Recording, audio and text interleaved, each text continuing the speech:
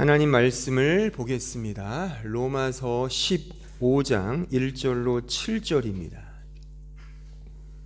우리 다 같이 함께 하나님 말씀을 봉독하겠습니다. 시작. 믿음이 강한 우리는 마땅히 믿음이 약한 자의 약점을 담당하고 자기를 기쁘게 하지 아니할 것이라. 우리 각 사람이 이웃을 기쁘게 하되 선을 이루고 덕을 세우도록 할지니라.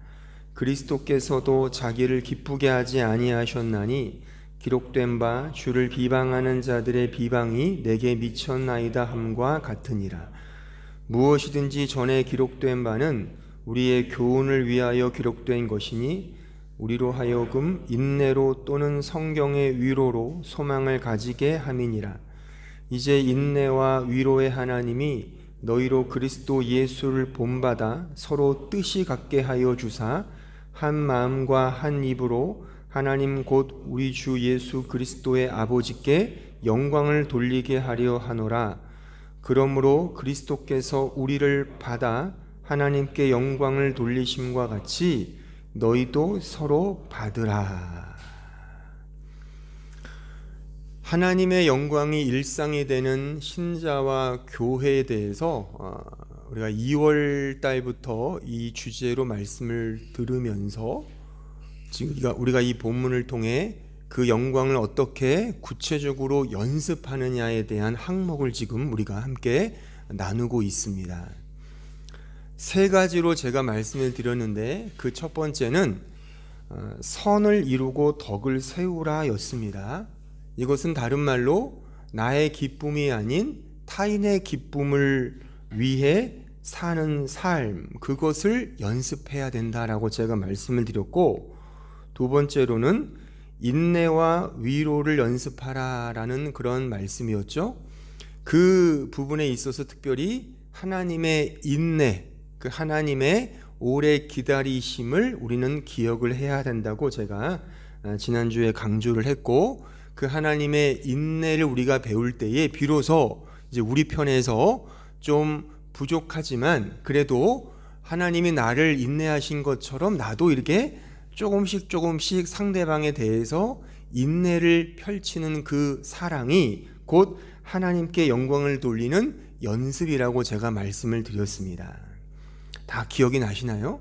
지난주까지 한 말씀이고 이제 오늘은 그 마지막 세 번째 연습 항목입니다. 그것은 마지막 7절에 나와 있는 말씀, 특별히 그러므로 그리스도께서 우리를 받아 하나님께 영광을 돌리심과 같이 너희도 서로 받으라. 그래서 세 번째 연습 항목은 서로 받으라라고 제가 말씀을 드리고 싶습니다. 여기에 받는다라고 쓰인 이 헬라어 단어가 프로스 람바노란 단어입니다. 람바노의 전치사 프로스가 붙은 격인데 이 람바노가 take예요. 받다, 취하다. 그러니까 take into somebody or something 이겁니다. 뜻 자체가 그래요. 이 단어는 취하다, 품다. 그래서 어미새가 아기새를 이렇게 품고 달랜다는 단어인 히브리어 단어 라하프를 연상하게 되고, 이 라하프는 명사 라함, 레헴이라고 하죠. 그런 단어인 뜻을 가진 어떤 뜻이냐면 여성의 자궁, 그것이 자비입니다. 그 뜻을 연상케 하는 이 람바노란 단어를 우리가 오늘 집중해서 배우려고 하는 것입니다. 이 프로스 람바노는 결국 받는 건데 은혜로 받고 사랑으로 품고 자비로 취한다라는 의미로 해석이 가능합니다. 그러니까 서로를 그렇게 받아야 한다는 그런 의미입니다. 내 모습 그대로 받는 겁니다. 오늘 찬양이 그거잖아요. 사실 지난주에 찬양이었죠. 근데 이게 어떤 일로 이게 연기가 됐는데 이렇게 들어맞을 수가 있어요. 이렇게 일반적인 은혜의 섭리가 있을 때 더 큰 은혜가 있습니다. 오늘 한번 잘 들어보세요. 근데 여기서 우리가 먼저 기억할 것은 이 서로를 받는다는 것의 본질적인 의미로 가기 전에 우리가 중요하게 생각할 것은 먼저 우리가 하나님으로부터 받아짐을 당했다는 사실을 먼저 잘 기억을 해야 합니다. 오늘 본문도 나와 있죠. 7절 다시 보시면 그리스도께서 우리를 받았다 이겁니다. 그리고 나서 우리가 서로를 받는 이런 동선의 흐름이라는 사실을 우리는 꼭 기억을 해야 합니다. 그러니까 먼저 하나님이 우리를 받으셨다는 그 실존적인 이해를 바탕으로 하여 서로를 받는 겁니다. 그래서 기독교의 믿음과 그 믿음의 삶은 본질적으로 하나님으로부터 시작되는 게 맞는 겁니다. 이런 차원에서 우리 신자의 믿음 생활은 내가 뭔가를 행하는 doing의 차원이 아니라 나의 존재와 실존을 아는 being의 차원임을 꼭 명심하셔야 됩니다. 그 being의 차원을 통해 내가 행하는 실천조차도 나란 존재의 실체와 실존의 이해를 근거로 하여 그 실천이 흘러나와야 하는 것이지, 단순히 이론과 실천을 나눈 상태에서 이제 배웠으니 실천하자로 가면 그것은 모래 위에 짓는 집, 즉 사상 누각이 되어버린다 말입니다. 우리 기독교의 실천을 이 수준으로 이해하면 결코 안 됩니다. 제가 늘 기독교의 실천과 기독교의 성화를, 그리스도를 닮아가는 것을 제가 이렇게 자꾸 은혜라고 말하는 이유는 그 실천 자체가 은혜의 격발이기 때문에 그러합니다. 그러니까 사상 누각이 되시면 안 된다는 거죠. 우리는 반석 위에 집을 지어야 하는 것입니다. 반석이 뭡니까? 예수 그리스도 아닙니까? 그 은혜의 복음이라 말입니다. 그 은혜의 복음 위에 우리의 존재와 우리의 실천과 우리의 삶과 우리의 모든 것들이 다 기인되며 근거되며 거기 위에 세워져야 하는 것입니다. 그럼에도 불구하고 우리는 본성적으로 자꾸 뭔가를 행하는 것으로 우리의 믿음 생활을 대체하려고 하는 그런 본성이 있다는 것에 큰 문제가 있습니다. 그러니까 아무것도 안 하면 굉장히 불안해합니다. 그 불안함은 결국 하나님을 두려워하는 데서부터 비롯된 것이고, 그 두려움은 곧 죄의 결과이기 때문에 그러한 겁니다. 그 두려움으로부터 결국 불안과 염려와 걱정과 근심이 이렇게 유발되는 것이죠. 선악과를 입에 문 인간 아담이 가장 처음 보인 감정, 성향, 그 결과가 뭡니까? 자, 창세기 3장 6절로 가보겠습니다. 한번 잘 보세요. 성경을 잘 좀 보세요. 여자가 그 나무를 본즉 먹음직도 하고 보암직도 하고 지혜롭게 할 만큼 탐스럽기도 한 나무인지라 여자가 그 열매를 따먹고 자기와 함께 있는 남편에게도 주매 그도 먹은지라 이에 그들의 눈이 밝아져 자기들이 벗은 줄을 알고 무화과 나무 잎을 엮어 치마로 삼았더라. 그들이 그날 바람이 불 때에 동산에 거니시는 여호와 하나님의 소리를 듣고 아담과 그의 아내가 여호와 하나님의 낯을 피하여 동상 나무 사이에 숨은지라 여호와 하나님의 아담을 부르시며 그에게 이르시되 내가 어디 있느냐 이르되 내가 동산에서 하나님 소리를 듣고 내가 벗었으므로 두려워하여 숨었나이다. 잘 보세요. 하나님의 말씀에 불순종한 아담, 사람이에요. 인간의 그 첫 이 민낯이 두려움입니다. 이 두려움은 구체적으로 불안과 염려와 근심과 걱정으로 나타나죠. 그래서 인간치고 두렵거나 불안해하거나 염려하지 않는 사람은 아무도 없는 겁니다. 모두가 두려워하고 염려하고 불안해하는 것이죠. 이것이 인간 존재의 실존입니다. 그래서 그 심리학자들도 인간의 가장 근저에 자리 잡은 성향, 심리를 두려움으로 꼽습니다. 그래서 그 프로이드의 그 오이디푸스 컴플렉스라든가 또는 칼 융의 그 엘렉트라 컴플렉스의 그 밑바탕에도 결국 두려움이 깔려 있는 그런 거거든요. 그러니까 아들은 아버지를 경쟁자로 삼는 게 오이디푸스 컴플렉스잖아요. 그 아버지를 두려워하는 거거든요. 딸은 엄마에게 질투하는 거거든요. 그게 두려움인 거예요. 그 두려움을 통해 내가 쟤를 이길 거야로 삐끗 잘못된 심리가 이제 소위 이 정신병으로 유발된다는 게 이 심리학이나 정신계통에서의 그런 그 이야기인데, 뭐 심리학이 성경이다 그런 말을 제가 하는 게 아니라 성경은 근원적으로 인간의 타락한 인간의 그 죄가 들어간 인간의 그 밑바탕에 하나님을 향한 두려움이 깔려 있다고 성경은 말씀한다 그겁니다. 그것을 통해 인간은 무서움과 염려와 걱정이 가득 찬 채 이 세상에 던져진 겁니다. 그래서 인간치고 두려워하지 않고 불안해하지 않은 사람은 아무도 없죠. 이것이 인간 존재의 실존이라는 겁니다.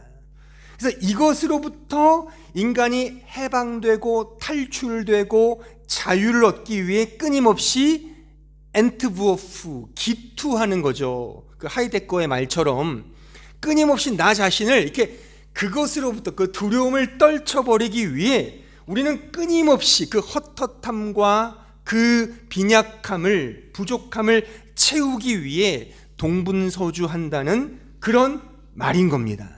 그래서 인간은 끊임없이 돈을 벌고 끊임없이 권력을 얻고자 하며, 그래서 힘과 세력과 능력과 영광을 누리고자 하는 거 아닙니까? 하지만 근본적으로, 본질적으로 이런 탈출과 해방과 자유는 소원합니다. 없다 그겁니다. 아무리 노력해도 도로아미탑을 쇠귀의 경읽기에 불과하기 때문에 인간의 삶은 그 무엇이 가득 채워진다 한들 그 두려움과 불안과 염려에서 해방될 수 없습니다. 그냥 불안하시잖아요, 여러분들. 멀리 갈 거 없어요. 각자가 한번 한 주간 삶을 돌이켜 보세요. 염려투성이었지 않아요? 두렵지 않으세요? 어떻게 인생을 살지? 어떻게 이 험한 세상에 내 자식을 키울지? 그러니까 돈이 없으면 끝장나는 거 아니냐, 뭐 그런 거잖아요. 제가 어제 한국 뉴스를 보니까, 그 신문을 인터넷에서 보니까 요즘에 경기가 불황이잖아요. 근데 호황인 경우가 있대요. 어딘 줄 아세요? 혹시 뉴스 보셨어요? 호황인 그 계열이 어디냐면 아동용품. 그러니까 내 자식 하나밖에 안 나니까 요즘에는 내 자식만큼은 그 VIB래요. Very important baby. 내 아이만큼은 명품으로 이 도배를 해야 되는 거죠. 그러니까 할아버지, 할머니, 엄마, 아빠가 빚을 내서라도 내 딸, 아들에게는 명품 그 옷, 그 잠바가 그렇게 비싸대요. 그게 뭐 수백만 원 하는 거를 막 사준다. 그래서 뭐 신세계 백화점 이런데 그냥 그 무슨 뭐 D 뭐 이런 그런 상품이 엄청 그냥 호황이랍니다. 두려운 겁니다. 그게 내 자식만큼은 이 세상에서 떵떵거리며 살게 해야지, 비굴하게 막 그러면 안 돼, 뭐 이런 이 불안함이 마음에 내재되어 있는 것이죠. 하지만 그렇게 옷을 입힌들 그 불안함과 두려움과 염려와 두려움에서 해방될 수 있겠습니까? 우리는 종종 그 대중에게 잘 알려진 어떤 연사들이나 교수님들이나 그 심지어 목사님들로부터 이런 강연과 강의들을 종종 듣습니다. 소위 행복한 인생 만들기. 소위 한때 행복 전도사들이 많았잖아요. 그죠? 근데 아이러니하게도 그런 것들을 연신 강의하는 그런 분들의 실제 삶이 그렇게 행복하지 않았다는 역설입니다. 그 몇 해 전에 행복 전도사로 알려진 분은 스스로 목숨을 끊었잖아요. 그게 뭐예요 도대체? 행복하세요를 연신 외쳤던 사람들이 결국 그 사람의 실존과 실체는 행복하지 않았다는 거예요. 멀리 갈 거 없이 저로 말하죠. 제가 늘, 목사님들은 늘 이 강단에서 은혜의 복음을 통해 평안과 기쁨과 샬롬을 누리세요라고 말하지만 실제 목사님들이 그렇게 평안하지 않습니다. 그러니까 그렇게 뭘 먹어도 소화가 안 되고 그래서 그렇게 위암이나 간암에 많이 걸린대요. 그러니까 저한테 좀 잘하세요. 저도 어떻게 될지 몰라요.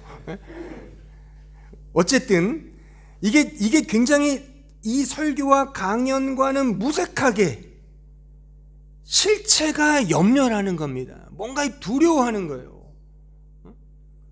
끊임없는 경주인 거죠.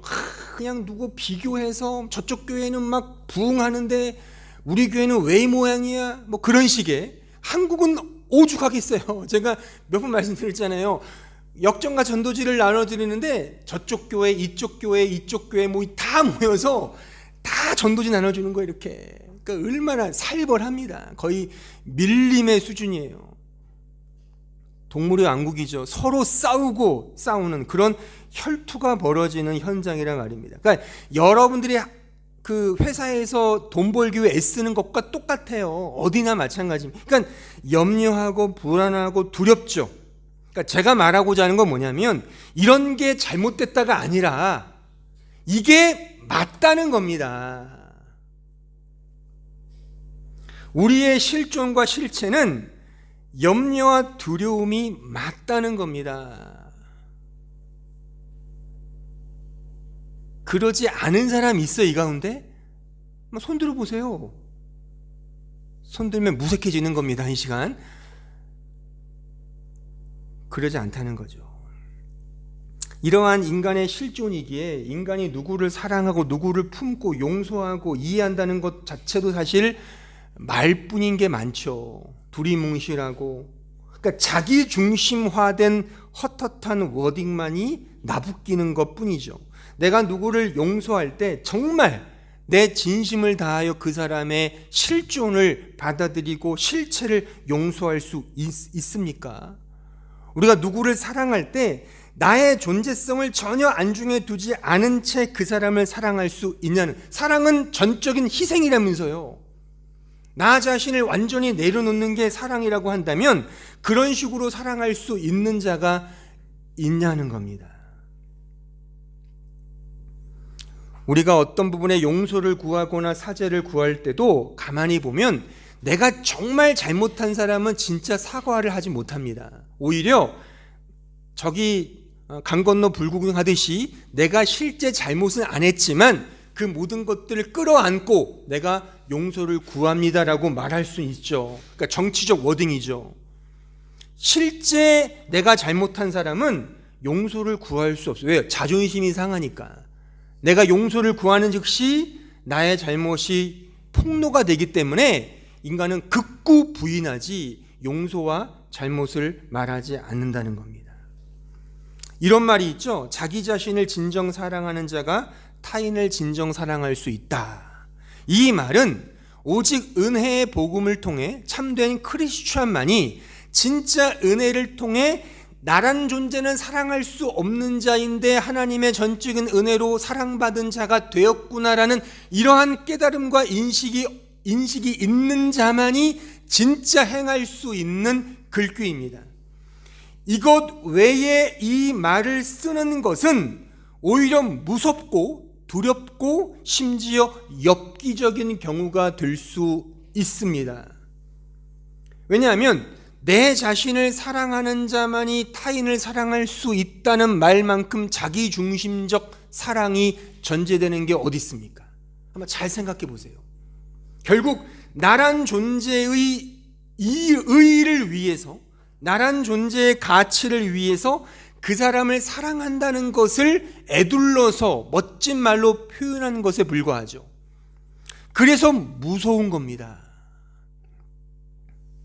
사랑이든 용서든 모든 경우에서 자기 중심성이 독보적으로 있는 이유는 지금 제가 말하는 것처럼 인간이 스스로는 늘 두렵고 불안과 염려를 갖고 있기 때문에 그런 겁니다. 그래서 사랑을 하면서도 두렵고 용서를 하면서도 두려우며 행복하면서도 두렵죠. 두려움과 불안이 그래서 인간의 실존인 겁니다. 그런 두려움과 불안에 빠진 인간이 해결책으로 내놓은 것이 바로 자기 스스로의 힘으로 이 두려움으로부터 해결하기 위한 행위인 것입니다. 자, 아까 읽었던 창세기 3장 6절을 보세요. 여자가 그 나무를 본즉 먹음직도 하고 보암직도 하고 지혜롭게 할 만큼 탐스럽기도 한 나무인지라 여자가 그 열매를 따먹고 자기와 함께 있는 남편에게도 주매 그도 먹은지라. 이에 그들의 눈이 밝아져 자기들의 벗은 줄을 알고 무화과 나무 잎을 엮어 치마로 삼았더라. 보세요. 선악과를 먹은 인간이 가장 먼저 한 행동이 스스로 무화과 나무 잎을 엮어서 치마를 해 입은 행위입니다. 인간이 인간인 이유는 창조주 하나님을 절대적으로 의존해야 하는 피조물이기 때문에 그러합니다. 그 절대 의존적 인간은 인간으로서, 피조물으로서 가장 복됨을 의미합니다. 그런데 그런 절대 의존적 인간이 하나님을 떠나 자기 스스로 서 보겠다고 뛰쳐나간 게 타락이며 죄입니다. 그러니까 성경이 말하는 죄는 도덕적이거나 윤리적인 차원 정도가 아닙니다. 음란하고 도둑질하고 살인하고 이런 정도의 죄가 아니라 오직 하나님의 영광만을 드러내야 할 인간이 그렇게 영광을 자기에게 돌리는 그것, 오직 하나님만을 절대적으로 의존해야 하는 그 인간이 자기 자신을 의지하여 자기 자신을 위해 뭔가를 행하는 그것, 그래서 그 목적을 떠나는 것, 타겟을 떠나는 것, 하마르티아, 표적을 벗어난 그게 죄인 겁니다. 그 죄와 타락의 결과 인간은 두려워하게 되었고 그것을 만회하기 위해 자기 스스로의 힘으로 무화과 나무 잎을 엮어서 치마를 해 입은 이 행위로 인간들은 계속 경주한단 말입니다. 그 두려움과 불안을 인간은 끊임없이 자기 발전을 동력 삼아 하나님 없이도 난 잘할 수 있음을 입증하기 위해 기투의 삶으로 전진합니다. 이게 타락한 인간 아담 이후의 모든 인간 세계사의 역사이죠. 자, 창세기 4장 16절 보세요. 가인이 타락한 이후의 인간의 모습을 이렇게 성경은 묘사하고 있습니다. 가인이 여호와 앞을 떠나서 에덴 동쪽 놋 땅에 거주하더니 아내와 동침하며 그가 임신하여 에녹을 낳은지라. 가인이 성을 쌓고 성을 쌓아요. 이 성은 누구의 성이겠습니까? 인간의 성이라니까요. 인간의 아방궁, 자신의 영광을 위해서 그의 아들의 이름으로 성을 이름한, 보세요. 지금과 똑같죠. 우리가 기억고 하고 싶은 게 내 아들, 내 딸 이름으로 집 한 채 주는 거지 않습니까? 유산.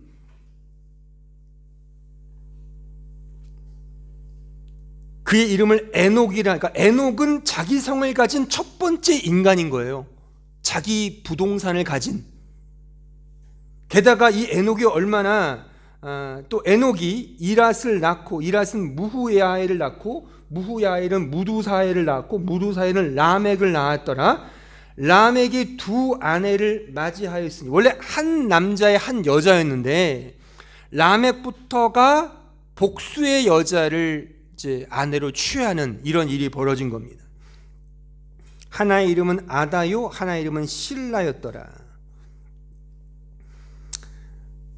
아다는 야발을 낳았으니 그는 장막에 거주하며 가축을 치는 자의 조상이 되었고, 야발은 가축 치는 자의 조상, 그의 아우 이름은 유발이니 그는 수금과 퉁소 잡는 모든 자의 조상이 되었으며, 실라는 두발가인을 낳았으니 그는 구리와 쇠로 여러 가지 기구를 만드는 자요, 두발가인의 누이는 나아마였더라. 보세요.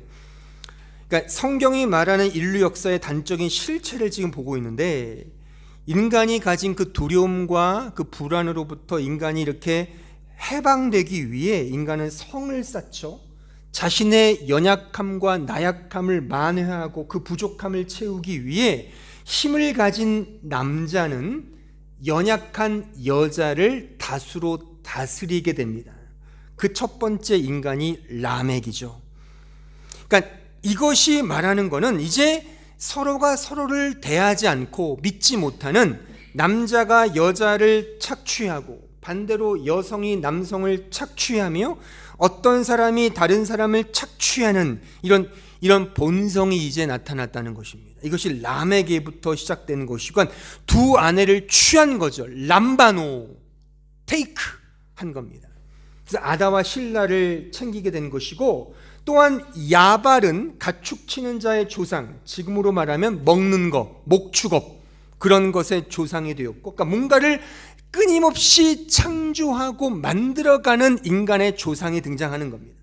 유발은 수금과 퉁소를 잡는 자의 조상, 지금으로 말하면 문화예술 분야의 어떤 조상인 겁니다. 두발가인은 구리와 쇠로 여러 가지 기구를 만드는, 지금으로 말하면 산업, 공업, 과학기술 분야에서의 조상이. 그러니까 모두가 다 하나님 없이 스스로의 힘으로 무언가를 취하고 잡고 만드는 행위로 점철되었더라. 이것을 지금 성경이 보여주고 있는 겁니다. 인간이 가진 그 두려움과 불안과 염려와 걱정을 만회하기 위해서 야발, 유발, 두발가인, 라멕 같은 사람들은 계속 어떤 것을 행하더라, 그겁니다. 그런데 성경은 여기에 반대로 하나님의 백성은 스스로의 힘이 아닌 그 반대로 설명하고 있다는 것이죠. 즉 어떤 희생을 통해 이루어진 은혜의 수혜자들로 성경은 묘사하고 있습니다. 자, 창세기 4장 25절을 보고 다음에 보면 25절이 등장하는데 보세요. 아담이 다시 자기 아내와 동침하매 그가 아들을 낳아 그의 이름을 셋이라 하였으니, 잘 보세요. 이는 하나님이 내게 가인이 죽인 아벨을 대신해 다른 씨를 주셨다 함이며, 셋도 아들을 낳고 그의 이름을 에노스라 하였으며 그때의 사람들이 비로소 여호와의 이름을 불렀더라. 그 앞에 등장하는 세상의 주류인 세상 사람들과 지금 등장하는 하나님 나라의 백성들을 대조하여 보세요.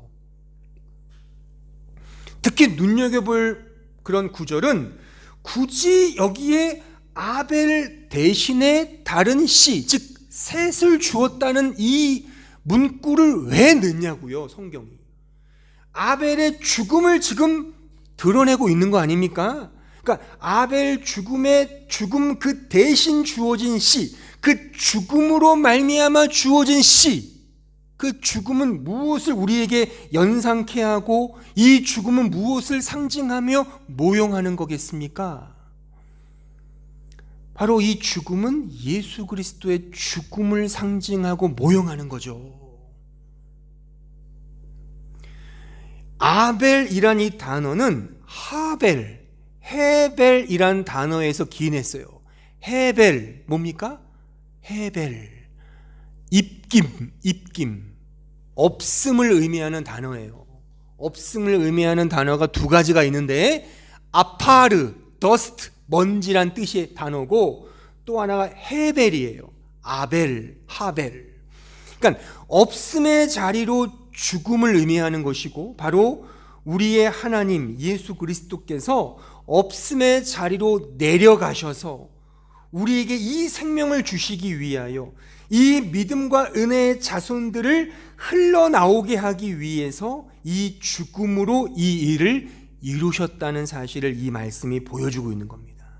또한 이 은혜로 구원받은, 은혜로 태어난, 은혜로 이 씨를 가진 이 사람들이 뭐만 향한 겁니까? 지금 읽은 26절 끝에 보시면 이들은 여호와의 이름을 불렀다.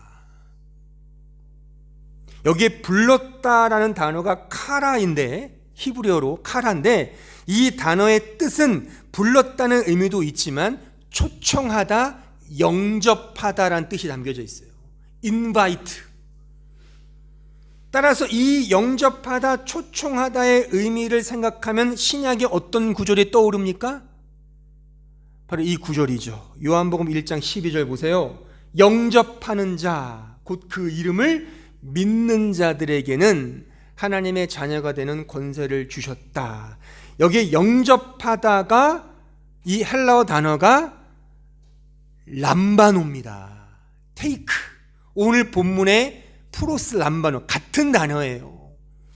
그러니까 영접하는 건 뭘 의미하는 거예요? 결국 불렀다, 카라를 의미하는 것이고, 또한 이것은 요한복음 1장 12절 그 중간에 보시면 영접하는 게 뭐라고 설명하고 있어요? 그 이름을 믿는 자, 믿음을 의미하는 거예요. 그러니까 이 하나님 나라의 백성들은 뭐만 한 겁니까?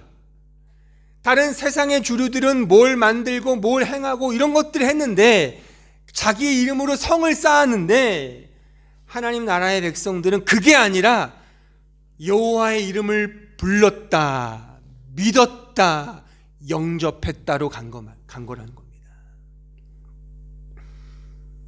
이것이 하나님 나라 백성의 삶인 것이고 이 믿음 안에서 그 두려움과 염려와 근심이 해방된다는 사실을 성경은 우리에게 보여주고 있는 거예요.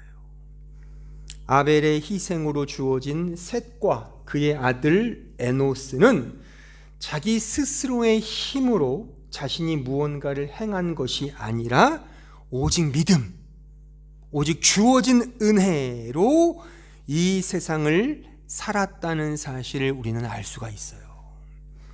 엄밀히 말하면 그들이 무언가를 테이크한 것이 아니라, 그러니까 세상에 있는 모든 가인의 자손들은 다 테이크하려고 그랬어요.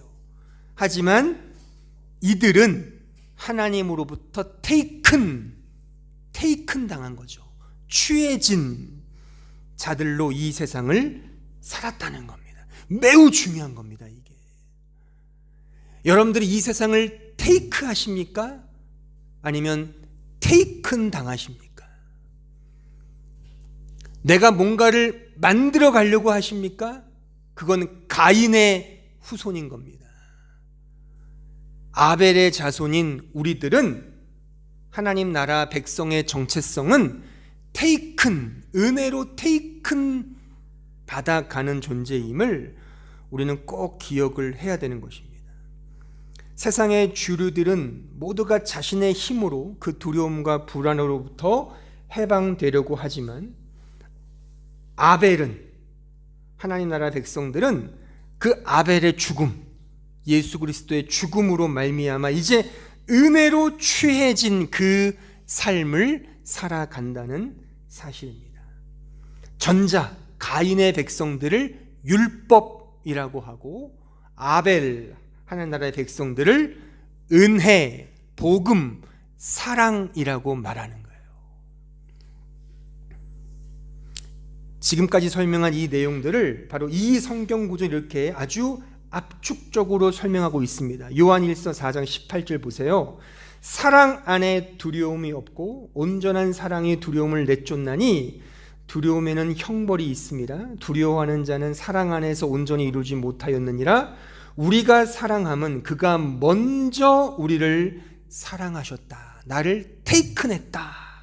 이 사실을 아는 자가 사랑 안에 있는 자이고 그 사랑하는 자는 두려움이 없다, 그거예요.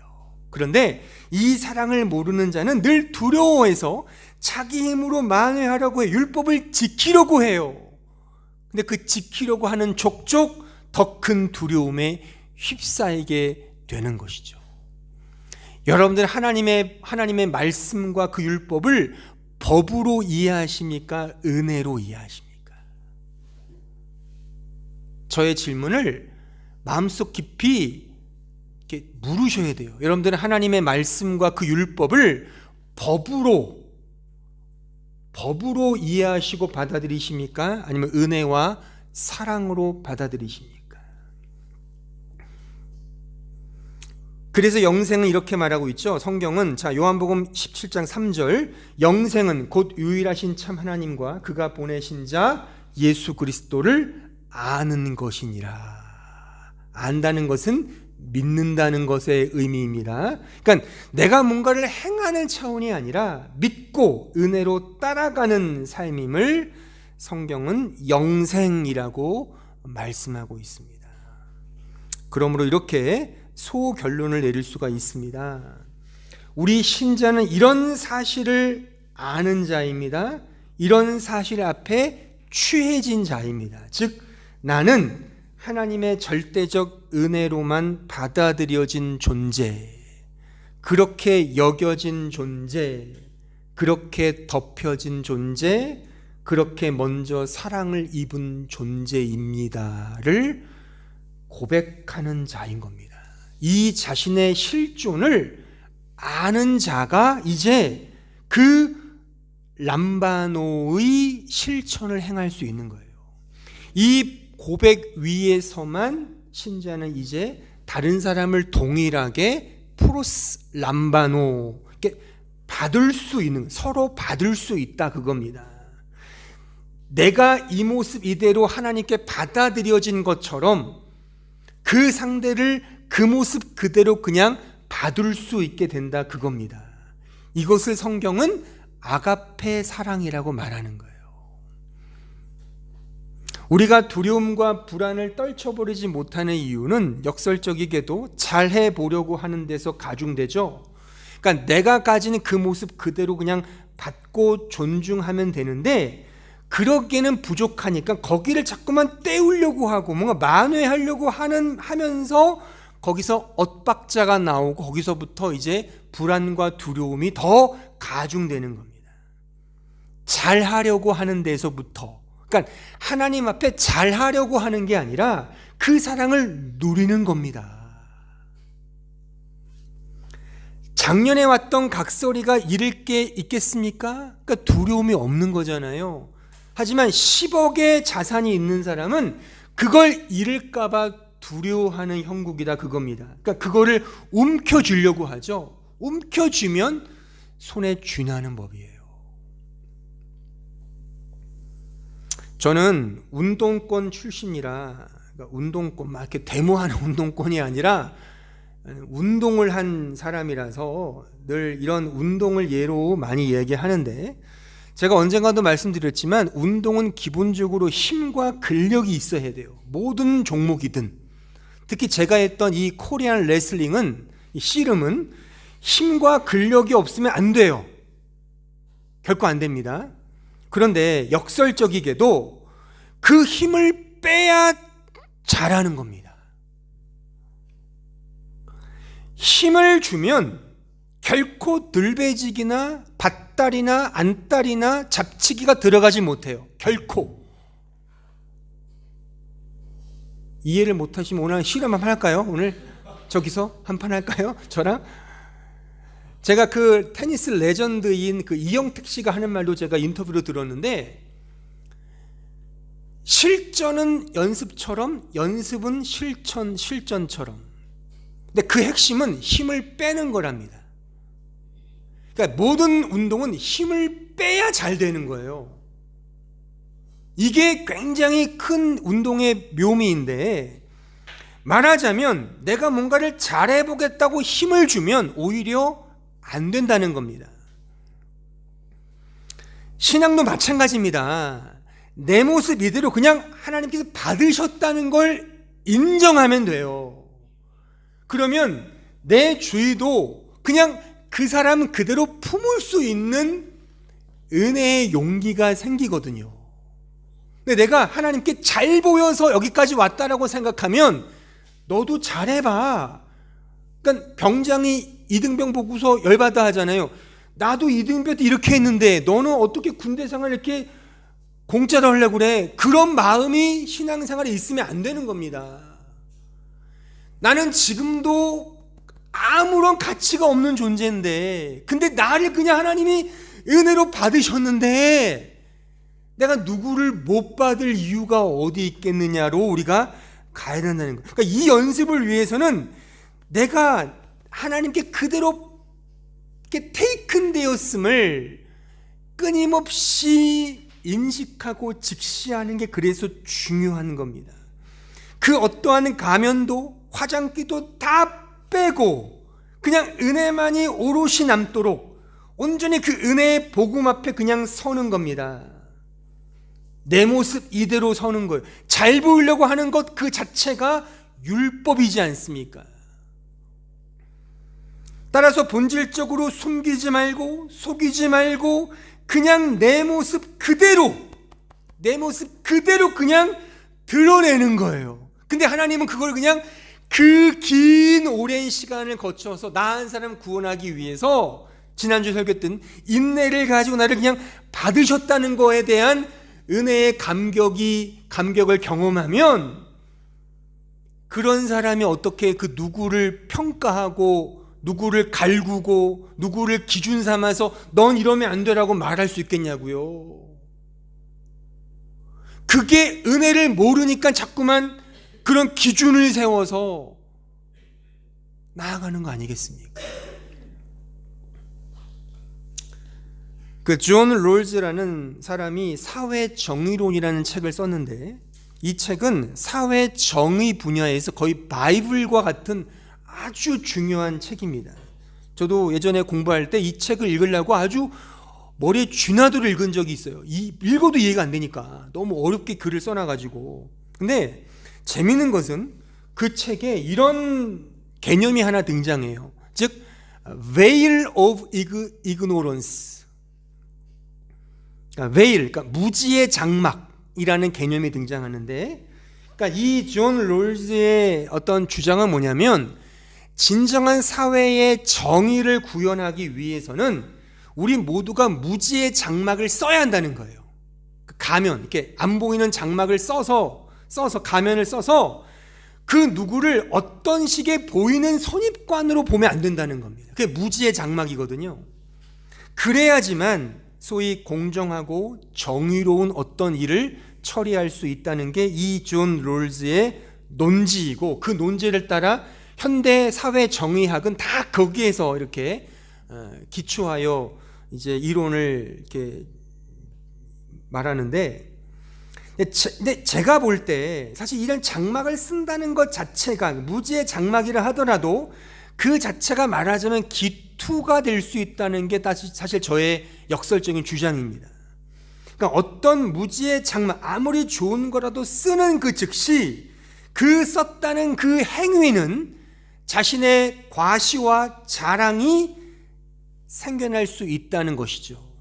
저는 그래서 그 반대로 오히려 다 벗자 그겁니다. 성경적으로도 맞고요, 이게. 그러니까 자기 부인이 그거 아닙니까?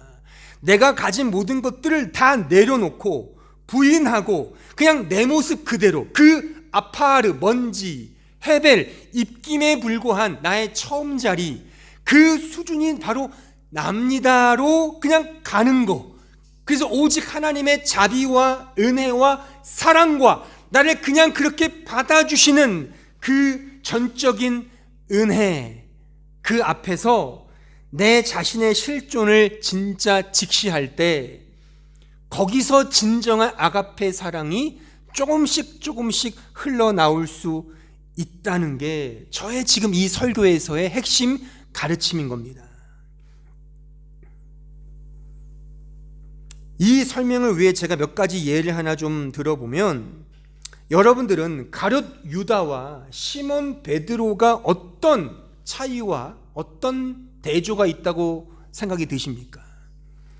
단순히 누구는 팔아먹고 누구는 부인했냐 이런 잘잘못의 경중 정도가 아니라, 보세요, 핵심은 가룟 유다는 자신이 잘못을 범했고 그 잘못을 스스로 책임지려고 했다는 것에서 문제가 크죠. 자기 힘으로 그것을 만회해 보겠다고 한 것이 자살이었잖아요. 그러니까 인간적으로 보면 대단히 고상하고 숭고한 희생이라고 칭송할 수 있지만 믿음과 은혜의 관점에서 보면 꽝이라 그겁니다. 반면에 베드로는 똑같이 잘못을 했어요. 하지만 그는 그 잘못을 그대로 받아들이고 저 죄인 맞아요, 하나님. 저 정말 죄인 맞아요. 근데 저를 그냥 이 모습 이대로 사랑하신다니 그냥 감사합니다. 그 어린아이로 가는 거란 말입니다.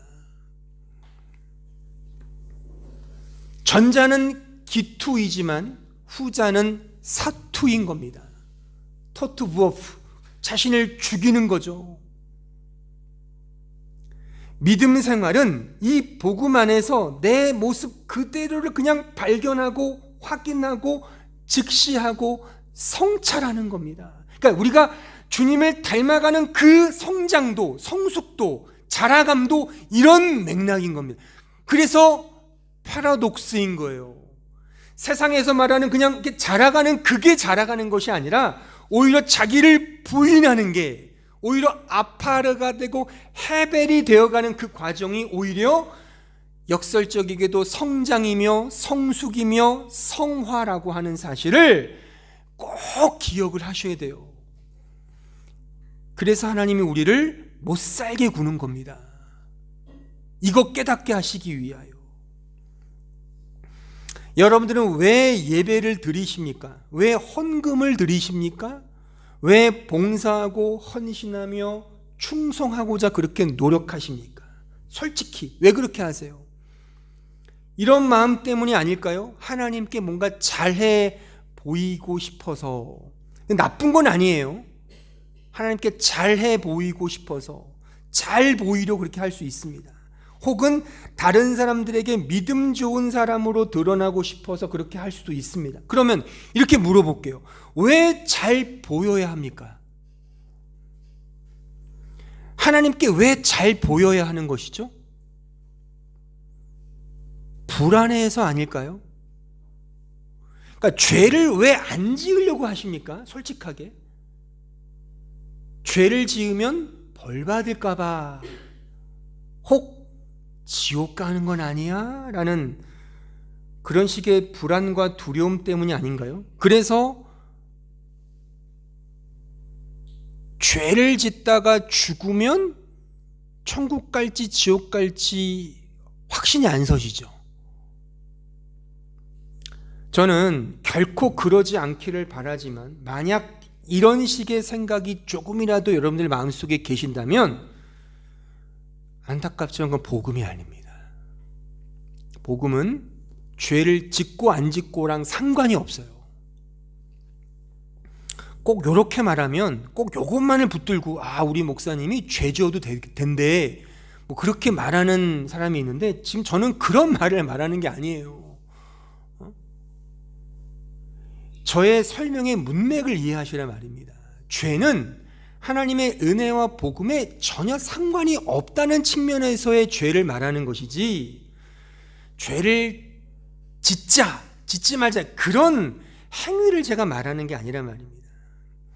이런 모습을 어디에서 우리가 확인할 수 있냐면 바로 욥의 모습을 통해 확인할 수 있는데, 욥기의 욥은 회개하기 전과 회개한 욥으로 나누어 생각할 수 있습니다.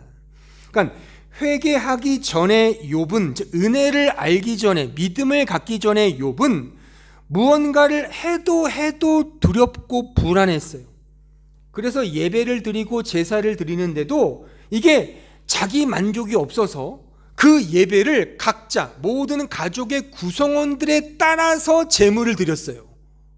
심지어는 그렇게, 그러니까 우리로 말하면 이번에는 내 아들을 위한 예배, 다음에는 내 딸을 위한 예배, 다음에는 나 자신을, 그런 식, 너무 불안하니까. 그의 열심과 그의 노력은 정말 대단했습니다. 하지만 늘 불안하고 염려하며 두려워했습니다. 이렇게 안 하면 나는 큰일 나지 않을까라는 그런 이런 두려움이 엄습했습니다. 그래서 그가 결국에 하나님의 어떤 시험을 통하여 고난을 당했을 때도 그 고난이 왜 자신에게 오는지 그는 도통 이해할 수가 없었어요. 그래서 그의 욥기서를 쭉 읽어보면 그 모든 내용이 다 원망과 불평과 불만이었습니다. 새 친구가 와서도 그는 그 새 친구의 지적 앞에 그는 동의하지 못했어요. 나만큼 하나님께 잘한 사람 나와봐. 나만큼 열심히 해가지고 예배 드리는 사람이 어딨어? 나만큼 열심히 해가지고 헌금 드리는 사람이 어딨어? 이런 고난을 받는 건 나는 결코 이해할 수가 없어 라고는 불만과 불평을 끊임없이 토로했습니다. 그리고 나서 그는 결국 하나님의 은혜를 경험하고 믿음을 가지고 이렇게 회개하죠. 자, 욥기 42장 5절 보세요. 내가 주께 대하여 귀로 듣기만 하였사오나 이제는 눈으로 주를 배움나이다. 그러므로 내가 스스로 거두어 드리고 티끌과 재 가운데, 티끌과 재, 더스트, 아파르 그 가운데, 그러니까 자신의 존재를 안 겁니다. 나는 티끌과 이런 먼지가 흙이 맞습니다. 자신의 처음 자리를 회개하여 이제 확인하여 회개합니다로 가는 거예요. 나의 원래 자리, 나의 없음의 자리, 그 안에서 내가 뭔가 쌓아서 하나님이 기뻐하신 게 아니었지. 나는 원래 죽은 자가 맞았잖아. 근데 하나님 이렇게 살게 하시는 것조차도 다 은혜였네. 그런 그 은혜 앞에서 진정한 자유와 감사와 기쁨을 그가 확인하게 된 겁니다. 하나님 앞에 내 모습 그대로 이해하게 된 거죠. 그럴 때 비로소 다른 사람을 이제 그 사람 그대로 그냥 테이크 할 수 있게 된다는 것이 우리가 이 말씀을 통해서 꼭 기억해야 할 연습의 항목인 것입니다. 우리의 죄를 그대로 받으신 예수 그리스도처럼 우리도 서로의 잘못을 그냥 그대로 받는 겁니다. 내 모습 그대로 받는, 그 모습 그대로 받는 그 연습을 우리가 하는 거예요. 그러니까 우리는 죄인들을 받는 거지 의인을 받는 게 아니지 않습니까? 교회는 의인의 공동체가 아니에요. 나 이만큼 열심히 해서 잘났어요를 이렇게 막 주저리 떠드는 그런 공동체가 아니라 나 죄인 맞습니다. 그런데 하나님이 그냥 은혜로 그냥 나를 그냥 그렇게 여겨주셨습니다. 그 로기조마이 여겨주셨습니다를 고백한 자들의 공동체라면 그 공동체에서 우리가 그 누구를 받지 못할 수 있겠냐는 거예요. 그렇지 않습니까? 이 원칙을 꼭 기억하세요. 복음에는 반드시 죄인됨이 드러나잖아요. 복음에는 반드시 죄인됨이 드러나야 그게 복음이 복음되는 겁니다. 하나님이 그렇게 그냥 세우셨어요. 그것을 당신의 구원 경륜에 있어서. 그러니까 말하자면 죄라는 것도 하나님의 도구로 사용하신 거란 말입니다. 로마서 5장에 나오잖아요. 하나님께서 죄와 아담과 예수 그리스도마저도 이렇게 하나의 은혜를 아는 도구로 사용하셔서 당신의 절대적인 은혜를 드러내기 위한 하나의 과정으로 그렇게 삼으신 거잖아요. 그러니까 우리가 이 복음에는 반드시 우리의 죄인됨이 드러나거든요. 그러니까 우리는 죄인들을 받는 게 맞아요. 의인을 받는 게 아니라. 그러니까 교회는 죄인들의 공동체입니다. 의인들의 회합이 아니라 죄인들의 모임이에요. 그러니까 나와 맞지 않는 자가 있다는 게 본질적으로 맞는 거죠. 그런 당연한 관계 속에서 이 은혜를 아는 자들은 당연히 그를 받게 되는 형국으로 나아갈 수밖에 없다는 것이 성경의 가르침인 겁니다. 따라서 교회는 엄밀히 말해서 은혜를 아는 죄인들의 공동체, 은혜를 아는 죄인들의 사랑방인 겁니다. 교회의 교회됨의 기준은 은혜이며 동시에 죄인이죠. 만약 교회가 입학시험을 치른다면, 그 입학시험의 기준을 정한다면 그 기준은 죄인인 겁니다. 그 기준은 모자라거나 부합되지 않는 게 절대적으로 합격 요인인 거죠. 역설적이게도요. 왜냐하면 모자란 그 자체가 죄이며 부합되지 못한 자가 곧 죄인이기 때문에. 근데 그 죄인과 죄가 교회의 기준이라 말입니다. 그런 면에서 우리는 다른 사람, 그 사람의 잘못조차도 받을 수 있는 거죠. 예수님이 그렇게 하셨듯이 말이죠. 동시에 은혜라는 차원에서 교회의 담장은 무한히 낮습니다. 누구나 품을 수 있고 품어야 합니다. 담장을 높이 쌓아서 이런 자들만 오세요, 아닙니다. 담장이 낮아요, 은혜이기 때문에. 그게 또 하나의 교회의 기준입니다. 하나님의 말씀의 기준이죠. 그 말씀이 은혜의 말씀이잖아요. 언약의 말씀이잖아요. 우리가 행한 어떤 행위가 아니라 언약, 은혜의 말씀이라 말이니까 그 담장은 없습니다. 누구나 받고 받아야 하는 겁니다. 단 또 하나의 기준이 뭐라고 그랬어요? 죄인. 바로 그 은혜를 아는 자여야 하는 거예요. 그러니까 은혜를 아는 자가 아니면 교회에 있을 수가 없습니다. 그러니까 교회에서 이런 은혜의 복음을 이렇게 이해하지 못하는 사람들은 그래서 교회에 있을 수가 없는 거예요. 어떤 의미에서 보면 이것은 우리가 이렇게 내쫓거나 이렇게 버리는 차원이 아니라 그런 사람 자체가 여기에 어울릴 수가 없는 거죠. 왜냐하면 그런 사람들에게는 교회가 너무 수준 낮아 보인단 말이죠. 어떤 의미에서.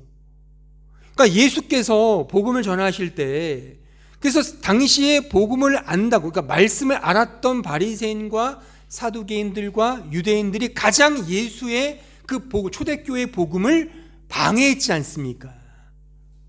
왜요? 그건 다 은혜의 복음인데 유대인들은 율법을 지켜야 이 공동체에 들어오는 거지. 그게 안 맞은 거죠. 따라서 교회의 교회됨의 기준은 은혜이며 죄인됨이라는 사실을 꼭 기억해야 돼요. 죄인은 그 은혜를 아는 자인 겁니다. 그냥 무작정 죄를 짓자가 아니라 그 은혜를 아는, 은혜로 아는 자는 내 자신이 죄인 중에 괴수라는 걸 아는 자만이 은혜를 알잖아요. 전 이것을 이렇게 한번 명명해 보고 싶어요. 은혜가 확장성이면 죄인됨은 기준점이다. 이렇게요. 교회의 교회됨은 은혜가 확장성이고 죄인됨이 그 기준점이다 라고 말이죠.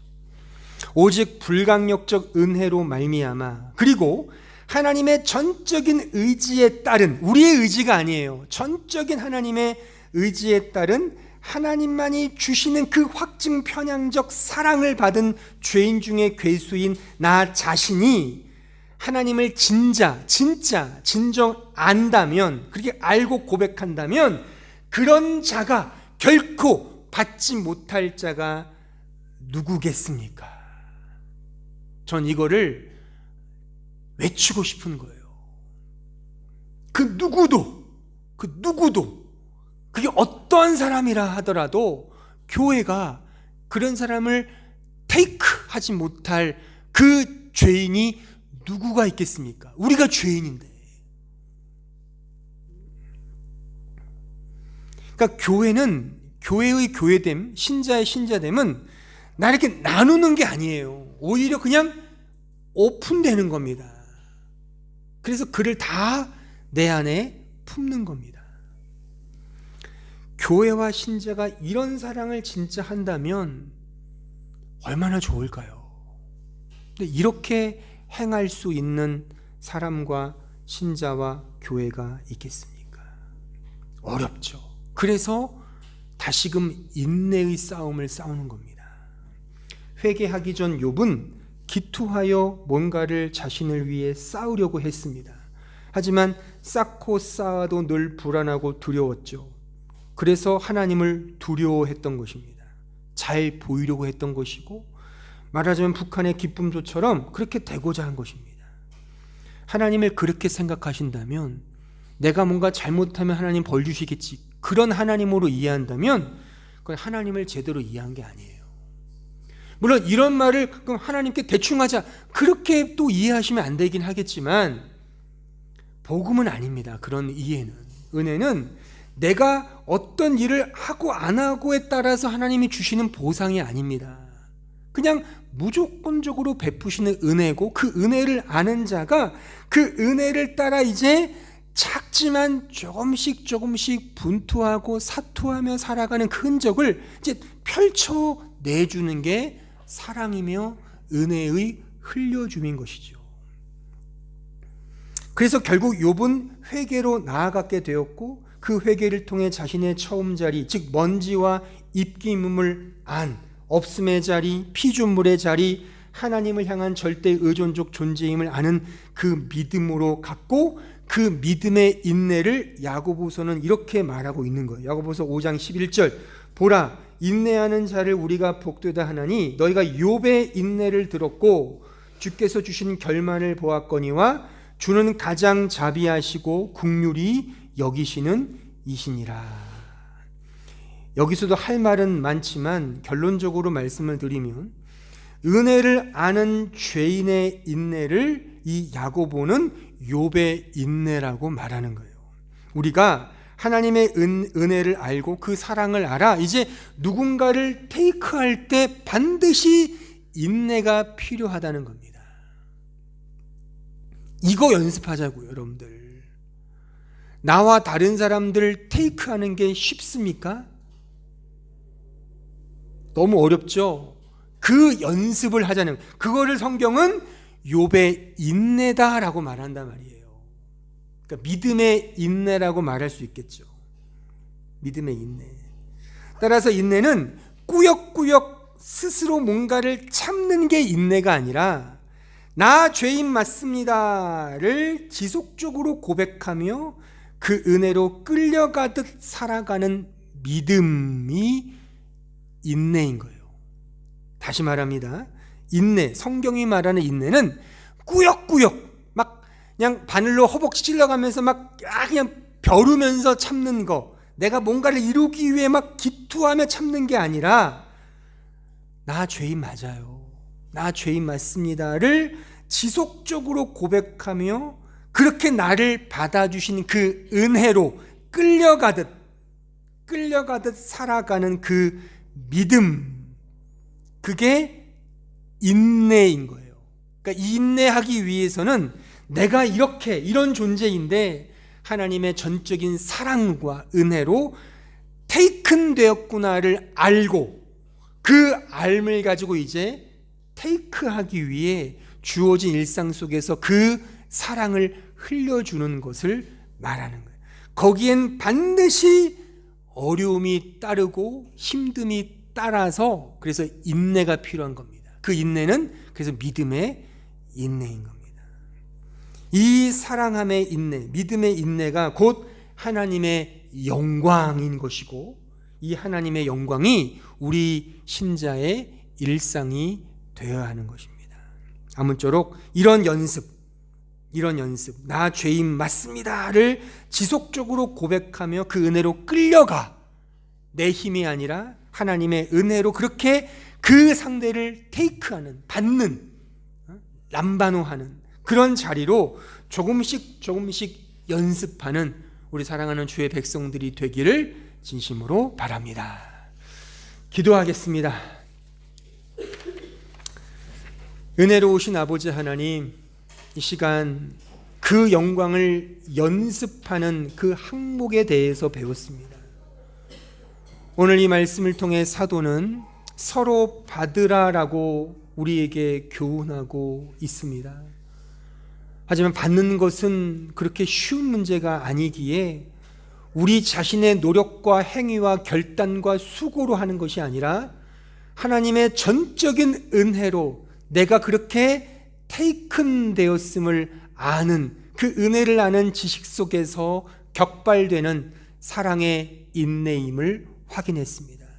힘들고 어려워도 전적인 은혜와 사랑으로 받아들여진 자임을 날마다 인식하며 그 믿음의 인식을 통하여 주변에 나와 다른 내 마음에 상처 주는 그 누구라 할지라도 그를 더 받기 위해, 더 품기 위해 더 노력하고 애쓰며 연습하는 주의 백성들 되게 하여 주옵소서.